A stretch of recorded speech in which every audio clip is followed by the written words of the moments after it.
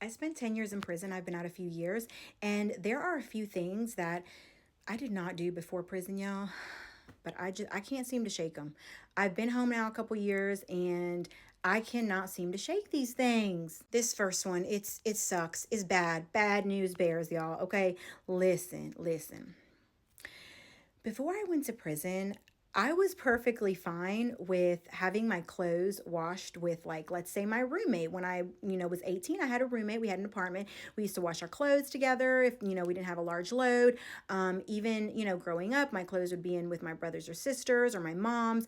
It wasn't a big deal. I never thought about it. It's a damn laundry load. Like, who cares? But now it's like this has almost paralyzed my life, okay? Because there is no way in hell I get the deep down icky, ooky, gooky, like whatever the nastiest thing you can think of. This is what I feel when I even think about my clothes washling around in the dirty washer water with somebody else's, okay? In prison, if you were a clean, like hygienically clean person and you did things in a clean way, you would wash your own clothes. Because what they would do is they would take all 60, 80, 100 of your dorm and all your clothes, and they would throw it in one big ass industrial washer, and they would wash it for 6 minutes, and then you would get it back and it would be stank as hell. And basically no respectable prisoner, inmate, person that's incarcerated sends their clothes out to laundry. You wash your own clothes. And the reason why is because you don't want blood, urine, scabies, bugs, dandruff, flakes. People pick at their scabs, people pick their boogers, all this stuff, period blood, like whatever you can think of, doo-doo, feces is in there. People are throwing their panties, their bras, and all their other intimates in there with your pillowcase. And excuse me, ma'am, but I'm not having where I put my face rolling around with your turtle burtles or your dingleberries or your, monthly clots. Okay, I'm not doing it. It's freaking nasty. I never did it, and I will never do it. And now that I'm home, there is no commingling of washer water in our lives because of me. Period. Point blank. That's it. Next is just a weird one, but I mean, it could turn into something if you did it and just nobody noticed. But my best friend always comes behind me and tells me this when she's visiting, or my son. I go into the kitchen, I open the refrigerator, I get whatever I'm desiring, and then I walk away. I rarely remember to close the refrigerator door because, hello, in prison we don't have refrigerators. Oh man, this one's offensive and it's rude to other people, and I don't mean to do it, but it's like it's so instinct and innate in me to just do this. So if I'm out in public, like sitting at a restaurant, if I'm in like the Costco line waiting to walk out and show the little people my receipt so they can put the highlighter through it, like whatever the case may be, if I'm in an area where there is people gathered and we're kind of close to each other, if somebody coughs or has like a hefty, hearty sneeze, like one of those ugly sneezes, I will literally turn around and be like, ugh, and hurry up and grab myself, my possessions, my child, like whatever I have going on, and try to evacuate the area and get as far away from the person as possible.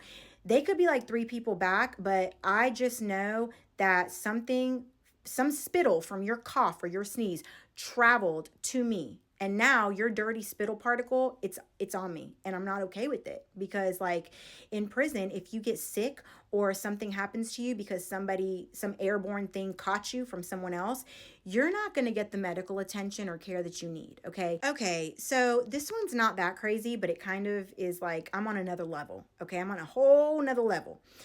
It is not uncommon for people to shower twice a day. If you wake up and take a shower and then you go to the beach, or you do something laborious and you're sweaty or whatever, like, it's not uncommon for people to bathe twice a day. But now it is down hard gospel law legislation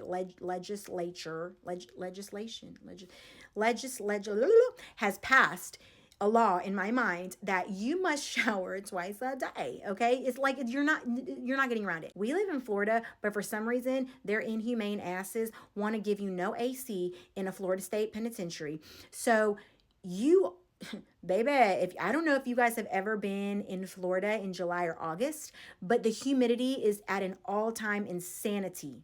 Okay, you are sticky just from walking 3 steps. You're nasty as hell. You're sticky, you're icky, you're stank, and like there's no AC in prison. So you are sweating all night while you're laying in your bed, and all that you have are open windows and then like the ceiling fans.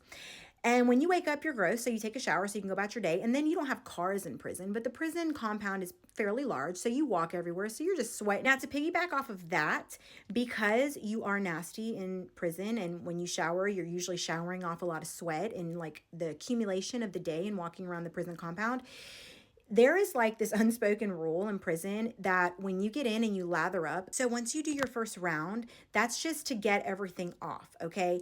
And once you're done with that, you have to wash your washcloth. And then after you wash your washcloth, you have to re-wash your body to now actually get clean. Like the first round was washing everything off. The second round was just now you're actually clean with your clean washed washcloth. And sometimes you might even need to do a third round depending on the month. So now I don't use washcloths out here, but I use the sponges, like the loofah sponges, and I have two. I have one for the first round and one for the second round. And y'all, listen, y'all, I don't need to do rounds, okay? I live in a house with AC. I'm not out here, in construction, building houses. I don't need 2 or 3 rounds, and I damn sure don't need 2 sponges, but guess what? I have them. This one I think is pretty common for most people that have been incarcerated, but I wish I did not have the frame of reference that I have. And what I mean by that is, I wish I hadn't seen a place with 3,000 women who are the most manipulative, conniving, conning, worst of the worst scammers. Like, don't get me wrong, there's good people in there. I was in there too, but I also had bad character flaws. You know what I mean? Like, that's why I was in there. So basically, you get to see the bad side of humanity, and very rarely do you see the good side, okay? And because of that, you now have a frame of reference. You now have this like ground floor level of what people are capable of. You see the lengths that people can go to when they're pushed and or if they're just, a couple crayons short of the box. So because you've seen that and you have that frame in your mind, you know what people are capable of. I have naturally become suspicious, and I question everything, and I always look for the angle, okay? You're not going to tell me a damn thing that I'm not going to look at through a microscope and in my mind question and probably figure out. And it's crazy because I can't just have an innocent conversation with my neighbor. In my mind, while they're talking to me, I'm looking for the angle, and I'm like, come here, get a little closer. Get a little closer so I can really sniff out what's going on. But, even if someone has an angle, like, it's not always bad. People have motives for why they do things in life. It's okay. You go to work because you get a paycheck and you have to pay bills. Yeah, you might like your job or you might hate it, but you got to pay your bills. That's why you go to work. Like, motives are okay when they are productive and within reason. But I'm just looking at people cockeyed and sideways all the time. Like, hold on, because I know there's more here, even when there's not. And to be quite honest, y'all, it's kind of exhausting sometimes. It's a little draining, okay?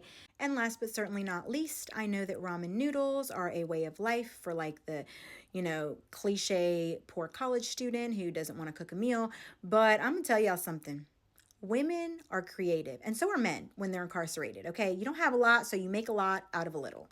And ramen, baby, listen.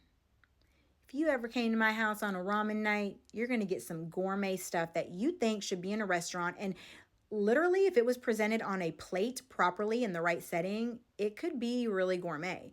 But that has not left my palate, okay? There are times I still crave the occasional brick and the occasional gourmet noodle, and I will make it, and I don't force it upon other people in my life, but I will eat it, and I enjoy every second of it, and I was not like that before prison.